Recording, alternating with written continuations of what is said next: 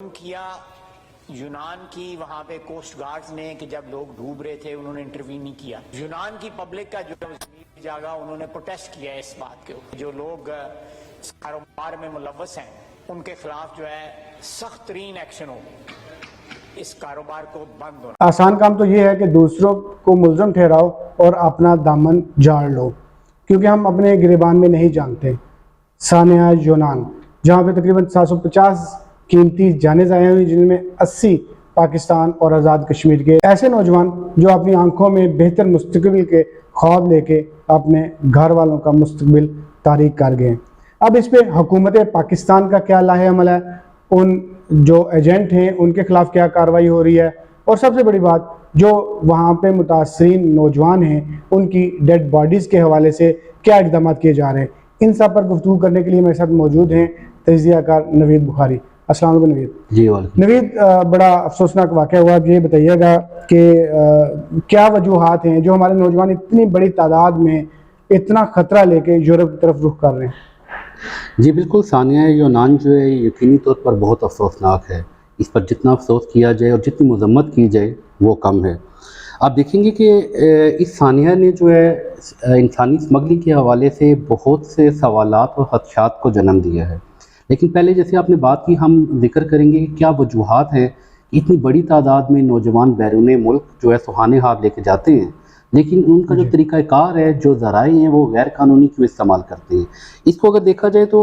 اس حوالے سے ہم دیکھیں گے کہ ہمیں ملک کے اندر جو نامساعد معاشی حالات ہیں، یقیناً وہ بھی لمحہ فکریہ ہے. اس حوالے سے سب سے پہلے حکومت کی ذمہ داری بنتی ہے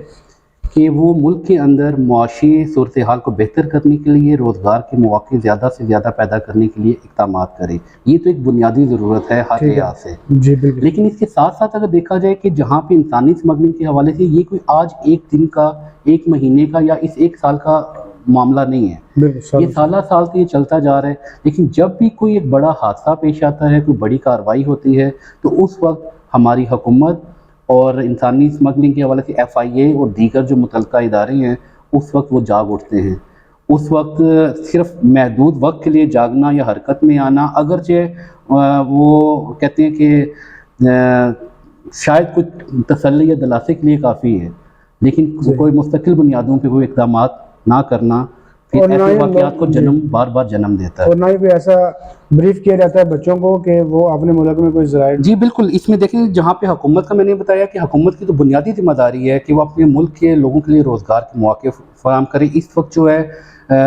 انٹرنیشنلی دیکھیں معاشی جو صورتحال ہے وہ بھی مطلب تھوڑا سا کمزور ہے، لیکن ہمارے ملک میں تو بہت ہی زیادہ برے حالات ہیں، جس کی کئی وجوہات ہیں، چاہے وہ سیاسی اور دیگر حوالے سے ہم کہیں، اس پہ ہم پھر کبھی بھی بات کر سکتے ہیں. اس وقت اگر ہم ٹاپک پہ رہ کے اگر بات کریں تو حکومت کی جہاں ذمہ داری ہے کہ وہ روزگار فراہم کرے، انسانی اسمگلنگ کے حوالے سے خصوصی طور پر انہیں سخت سے سخت اقدامات کرنے کی ضرورت ہے. صرف چند ایجنٹوں کو گرفتار کر لینا جو ہے وہی کافی نہیں ہے، بلکہ یہ ایک پورا نیٹ ورک ہوتا ہے جس میں یقینی طور پر ہم برملا کہیں گے کہ اگر ہم کہیں کہ ہمارے جو متعلقہ ادارے ہیں، جو امیگریشن کے حوالے سے یا باقی معاملات کے حوالے سے، زمینی، فضائی اور بحری سفر کے حوالے سے جتنے بھی ادارے اس میں انوالو ہوتے ہیں، تو وہ ان چیزوں سے بے خبر نہیں ہیں. اور یہ بھی مختلف مواقع پہ اطلاعات آتی ہیں کہ کہیں نہ کہیں وہ ان کے اہلکار بھی چھوٹے یا بڑے لیول پہ ملوث ہوتے ہیں. تو وقتی ایک کارروائی کمیٹی بنا دینا، انکوائری کر دینا، لیکن وہ انکوائری رپورٹ سامنے کیوں نہیں آتی؟ اگر وہ سامنے آئیں تو پھر ایسے واقعات آہستہ آہستہ روکیں گے یا ختم ہونے کی طرف جائیں گے. تو اب دوسری طرف دیکھیں، عوام کی ذمہ داری بھی بنتی ہے. اس میں کوئی شک نہیں، ہم سب جو ہے ان حالات میں جو ہے سامنا کر رہے ہیں، مشکل حالات ہیں، لیکن نوجوان خاص طور پہ کیونکہ وہ بہت جلد کسی بھی طرف موٹیویٹ ہو جاتے ہیں، آئیدر ایک پازیٹیو یا نیگیٹو اسپیکٹ کچھ بھی ہو، جب انہیں کوئی بہتری کے لیے یا اپنے مستقبل کے لیے کوئی چیز نظر آئے گی تو ان کی موٹیویشن جو ہے وہ ایوریج وہ فاسٹلی ہوتی ہے. اس میں ہم یہ دیکھنے ہیں کہ حکومت اور ہمارا جو معاشرہ ہے اس میں وہ کیا کردار ادا کر سکتا ہے. اگر ہم نوجوانوں کی پوٹینشیل کو اس سے استفادہ حاصل کرنے کے لیے اپنے ملک میں ہی مواقع پیدا کریں اور بیرون ملک جانے کے حوالے سے ان کو پراپر ایک گائیڈنس دی جائے، اس میں ان کے مطلب ایک ہمیں ایسا ایک میکینزم بنانا چاہیے کہ جس میں انہیں یہ بہتر طور پہ فیصلہ کرنے میں آسانی ہو کہ ہم کس ملک کی طرف جا سکتے ہیں اور کس ملک میں نہیں جاننا چاہیے کہ وہاں کس طرح کے حالات ہیں، اور پلس ہمیں کیا کیا ذرائع استعمال کرنے چاہیے. بالکل، جیسے آپ نے پہلے ذکر کیا کہ تمام دنیا کے یہی حالات ہیں، جی بالکل. تو ہمارے نوجوانوں کو اس کے حوالے سے جی جھوٹے awareness افواہیں، ہو جائے. اگر ہمارے ریلیٹیوز یا فرینڈز یا کوئی بھی جاننے والے اگر وہ آتے ہیں اور وہ وہاں بڑی بڑی باتیں کر کے ایک دکھاتے ہیں، اور اسی طرح خاص طور پہ ایجنٹ حضرات، تو ان کا تو کام ہی یہی ہے کہ سبز باغ دکھانا، اور اس میں نوجوان فوری طور پہ وہ کیچنگ پوزیشن میں آ جاتے ہیں. تو اس سے بچنے کے لیے معاشرے کا بھی کردار ہے، اور نوجوانوں کو بالخصوص، اور ہمارے تمام فیملیز کو یہ چاہیے کہ ہم اس چیز پہ نظر رکھیں کہ کسی بھی غیر قانونی اقدام کے ذریعے باہر جانے کا جو ہے اتنا غیر دانشمندانہ بے وقوف اقدام نہیں کرنا چاہیے. اس حوالے سے دیکھیں، اگر ہمیں روزگار کے لیے یا بہتر معاش کے لیے باہر جانا ہے، یہاں پہ نوجوان اپنے جمع پونجی، اپنے جائیدادیں اگر ان کے دیہاتوں میں ہوں، زمینیں جائیدادیں ہیں، گھر والوں کے زیورات بیچنا، مال مویشی بیچ کر پیسے جمع کر کے اور قرضے لے کر، اور اگر ان ایجنٹوں کے ہاتھوں میں لٹنا اور اپنی زندگی کو داؤ میں ڈالنا، اس سے زیادہ المناک اور کیا معاملہ کوئی عقل مندی ہوگا. نہیں. اس حوالے سے ہمیں یہ چاہیے کہ اگر ہم نے قرض لے کے بھی یا اپنے اتنے محدود وسائل میں بھی کوشش کرنی ہے، تو لیگل ذرائع کے ذریعے پوری معلومات کر کے جایا جائے، تاکہ وہاں پہ محنت مزدوری کر کے ہم اپنے قرضے بھی اتار سکیں، اپنے اور اپنے گھر والوں کے معاشی حالات کی بہتری کی طرف آہستہ آہستہ جی. لیکن جی اب کہیے گا حادثہ کیسے پیش آیا، کیونکہ رپورٹ ایک یہ بھی سامنے آئی ہے کہ جو کوسٹ گارڈ تھے یونان کے، وہ بھی اس میں ذمہ دار ٹھہرا جا رہے ہیں. جی، اس حوالے سے جو اطلاعات آ رہی ہیں کہ اس بحری جہاز پہ سوار ہونے والے افراد کی جو گنجائش تھی وہ تقریباً 300 افراد کی گنجائش تھی. ٹھیک ہے، لیکن اب پورے انٹرنیشنل میڈیا پہ یہ بات سامنے آئی ہے کہ 300 افراد کی گنجائش والے بحری جہاز میں تقریباً 750 افراد سوار تھے. جی ایسی. ٹھیک ہے، 2 گنا سے بھی زیادہ. یقیناً یہ تو ایک ٹریجک صورتحال بنی تھی، اور اس میں صرف پاکستانی افراد کی تعداد تقریباً 300 ہے.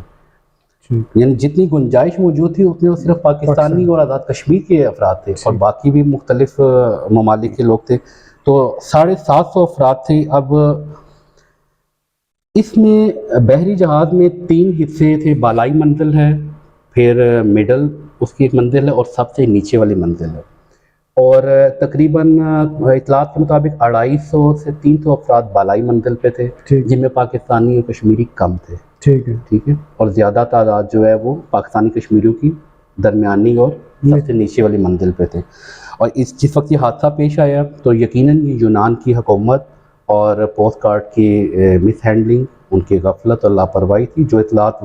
سامنے آ رہی ہیں. بالخصوص اس حوالے سے ابھی ایک تازہ رپورٹ BBC کی آئی ہے، اس میں بڑا کلیئر کٹ کہا گیا ہے کہ پوسٹ گارڈ کی کتنی بڑی غفلت ہے. اس کا جو بھی موقف سامنے آ رہا ہے یونان کی حکومت اور پوسٹ گارڈ، انٹرنیشنل میڈیا اس کو بالکل جو ہے نا ڈینائی کر رہا ہے کہ یہ بالکل ان کا غلط موقف سامنے آ رہا ہے، اگرچہ وہ اپنے موقف پہ قائم ہے ابھی تک، لیکن یہ بات اب ایکسپوز ہو چکی ہے. اچھا یہ بتائیں، نوجوانوں کو جو سنہرے خواب دکھا کے، بے شک سوسائٹی کی بھی غلطی ہے، جو ایجنٹ ان سے لاکھوں روپے بٹور کے ان کو موت کے حوالے کر دیتے ہیں، ابھی تک حکومت نے ان کے خلاف کیا کارروائی کی ہے؟ جی، اس حوالے سے جو ہے حکومت نے ابھی وزیر اعظم شہباز شریف کی ہدایت پر اعلیٰ سطحی انکوائری کمیٹی نے جو تیزی سے کام شروع کر دیا ہے، اور انسانی اسمگلنگ میں جو ملوث ایجنٹ ہیں اور جو دیگر عناصر ہیں ان کی تلاش اور گرفتاریوں کا سلسلہ بھی شروع ہو چکا ہے. اس حوالے سے جو ہے ابتدائی طور پہ ابھی جو معلومات آئی ہیں اس میں ڈائریکٹر FIA کے مطابق تقریباً 6 FIR درج ہو چکی ہیں،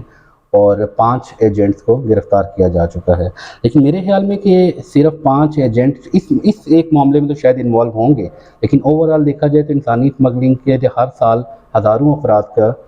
جو ہے بھیجا جاتا ہے، تو صرف اس میں 5 6 7 8 10 افراد نہیں ہیں، اس میں پورا ایک نیٹ ورک ہے. پورے ملک میں پاکستان اور آزاد کشمیر میں جامع اور مربوط پالیسی کے تحت ٹھوس اقدامات کرنے چاہیے، اور اس میں محکموں کے اندر بھی جو تحقیقاتی کمیٹیز ہوں، اس میں میک شور کرنا چاہیے کہ ذمہ داران لوگ ہوں جو بلا روک رکاوٹ، بلا کسی دباؤ، بلا کسی لالچ کے جو ہے اس میں اپنے وہ منصفانہ طریقے سے ٹھوس اقدامات کریں، گرفتاریاں کریں، اور اس معاملے کو روکنے کے لیے ہر ممکن اقدام کریں. ٹھیک ہے، کیا معلومات کے آپ کے پاس کہ ڈنکی کس رستے سے لگائی جاتی ہے؟ By air? جی، اس میں اگر ماضی میں بات کی جائے تو بائی ایئر اور بائی روڈ اور بائی سی اس طرح کے معاملات چلتے رہے ہیں، لیکن وقت گزرنے کے ساتھ ساتھ جو ہے سکتی میں بائی روڈ اور بائی ایئر جو ہے اب کافی جا سکتی ہے، زمینی راستہ بھی استعمال کرنا اور ہوائی راستہ استعمال کرنے میں کافی زیادہ اب سکتی ہے۔ اس حوالے سے تو کافی بہتر اقدامات کیے گئے ہیں حکومتی سطح پہ، لیکن یہ ہے کہ جو ہمارا سمندری سفر ہے اس حوالے سے ابھی تک جو ہے اس طرح کے اقدامات نظر نہیں آ رہے، اور جس طرح یہ واقعات ہوتے ہیں، ابھی حالیہ فروری میں بھی ایک واقعہ پیش آیا تھا، تو اس طرح کے واقعات پھر وقتاً فوقتاً آتے ہیں۔ اس حوالے سے دیکھیں جو یونان کی حدود میں ابھی جو یہ کشتی خراب ہوئی ہے، یہ حادثہ پیش آیا ہے، تو اس حوالے سے ڈائریکٹر ایف آئی اے نے ایک تازہ جو اطلاع دی ہے اس میں یہ ہے کہ روٹ کے حوالے سے یہ بتایا جاتا ہے کہ لوگ جو ہے وہ پاکستان میں دبئی سے ڈائریکٹ ویزا حاصل کرتے ہیں اور اس کے بعد لیبیا پہنچتے ہیں، لیبیا پہنچنے کے بعد وہاں سے غیر قانونی طور پر جو ہے نا اٹلی لے جایا جائے گا۔ ٹھیک ہے، تو اس رپورٹ کے مطابق اب یہ ہے کہ زمینی راستوں پر جو سختی ہونے کی وجہ سے ایجنٹ حضرات جو ہیں اب وہ سمندری راستے کو ترجیح دیتے ہیں، وہاں سے آگے اٹلی کے ذریعے جو ہے وہ پھر $5,000 سے $7,000 لے کر پھر وہ۔ اچھا یہ بتائیں آپ، جو سب سے بڑا مسئلہ یہ پیدا ہو گیا کہ جو ہمارے نوجوانوں کی ڈیڈ باڈیز ہیں وہ اپنے وطن میں لائی جائیں، اور ابھی تک حکومت کی اس میں کیا پیش رفت ہے، کیا سچویشن ہے، کب تک ڈیڈ باڈیز جو ہیں وہ آ سکتی ہیں پاکستان میں؟ جی، اس حوالے سے جو تازہ ترین اطلاعات آ رہی ہیں، یقیناً کہ اس وقت بہت سے متاثرہ خاندان ہیں ایک دردناک کیفیت سے گزر رہے ہیں یہاں پہ، اور پوری قوم اس غم میں ان کے برابر کی شریک ہے، لیکن ان کے اپنے پیاروں کے ڈیڈ باڈیز کو وصول نہ ہونا اور اس طرح کے یقیناً کربناک صورتحال ہے، تو اس حوالے سے جو ہے وہ ڈیڈ باڈیز حاصل کرنے کے حوالے سے کوئی زیادہ بڑی کوئی امید افزا پیش رفت اب تک سامنے نہیں آئی ہے، لیکن اطلاعات کے مطابق جو ہے پاکستانی ایمبیسی جو ہے یونان میں وہ اپنی طرف سے کوشش کر رہی ہے، وہ یونان کی حکومت سے رابطے میں ہے، لیکن یونان کی حکومت نے ابھی تک کوئی پازیٹیو آنسر نہیں دیا اس حوالے سے، وہ کیونکہ ڈیڈ باڈیز تک رسائی نہیں دی جا رہی ہے۔ ٹھیک ہے، یونان نے اپنے طور پہ ڈیڈ باڈیز کے ڈی این اے اور پوسٹ مارٹم وہاں پہ کر رہے ہیں، لیکن یہ ہے کہ اب حکومت پاکستان نے یہاں پر آزاد کشمیر اور پاکستان حکومتوں نے کیا کہ ٹیمز جو بھیجی جائیں گی متاثرہ خاندانوں کے پاس، ان کے ڈی این اے ٹیسٹ کیے جائیں گے اور وہ رپورٹ ہمارے یونان میں جو پاکستانی ایمبیسی ہے اس کو بھیجی جائے گی، ان کے ذریعے حکومتی سطح پر یونان کی حکومت کے حوالے کی جائے گی وہ رپورٹ، تاکہ ڈیڈ باڈیز کے جو ڈی این اے ٹیسٹ وہاں ہوئے یہ رپورٹ ان کے ساتھ میچ کی جائیں، اور اگر وہ میچ ہو جاتی ہیں تو پھر ہمارے پاکستانی سفارت خانہ وہ ڈیڈ باڈیز وصول کرے گا اور وہاں سے یہ پاکستان پہنچائی جائیں گی، اور یہاں سے پھر متاثرہ خاندانوں تک ان کے حوالے کی جائیں گی۔ اور یہاں پہ ایک چیز یہ کلیئر کر دوں کہ اس حوالے سے جو ہے جو پاکستانی حکومت کے حوالے سے یہ انڈیکیشن ہے، یہ تمام اخراجات جو ہیں وہ حکومت پاکستان برداشت کرے گی۔ ٹھیک ہے، تو یہ ڈیڈ باڈی جو شناخت کرنے کا پروسیجر ہے ڈی این اے کی حد تک کیوں گیا؟ چہروں کی وجہ سے یا تصویروں کی وجہ سے نہیں پہچانا جا سکتا؟ جی، اس میں جو چیزیں سامنے آئی ہیں کہ جو یونان کی حکومت کا یہ آیا کہ کیونکہ رسائی جو ڈیڈ باڈیز تک نہیں دے رہی، اس میں بنیادی موقف ان کا یہ ہے کہ ابھی تک جو ڈیڈ باڈیز ملی ہیں وہ موسٹلی جو ہے مسخ شدہ ہے، جس میں وہ پہچان نہیں ہو رہی ہے۔ ٹھیک ہے، آئدر کہ یہ ان کا موقف کتنا اتھینٹک ہے، نہیں کیوں کہ اس پہ تھوڑا سا مشکوک اس لیے ہو رہا ہے کہ جیسے کہ پوسٹ کارڈ اور یونان کی حکومت کا حادثے کے حوالے سے موقف جو متنازع ہو چکا ہے، تو اس حوالے سے ابھی ہم کچھ کہہ تو نہیں سکتے کہ یہ ان کا موقف بھی متنازع ہے، لیکن بنیادی طور پہ ابتدائی ابھی ان کا موقف یہ سامنے آیا ہے، اس وجہ سے وہ رسائی نہیں دے رہے ہیں، لیکن ڈی این اے وہ بھی کر رہی ہیں، اگر ڈی این اے میچ ہوتے ہیں تو اللہ کرے کہ پھر ڈیڈ باڈی تو ایٹ لیسٹ اپنے ان کے پیاروں کی اپنے ورثہ تک پہنچ سکے۔ ٹھیک ہے، بہت شکریہ۔ جی بہت شکریہ۔ جی ناظرین، آج سانحہ یونان کے حوالے سے تفصیلاً گفتگو ہوئی، یقیناً یہ کافی معلوماتی رہا ہوگا، لیکن اس میں سب سے اہم بات یہ کہ ہمیں کوئی بھی انلیگل کام نہیں کرنا چاہیے جس کے ہم خود اس میں متاثر ہوں اور خاص طور پہ ہمارے والدین اور عزیز و اقارب اس سے پریشان ہوں۔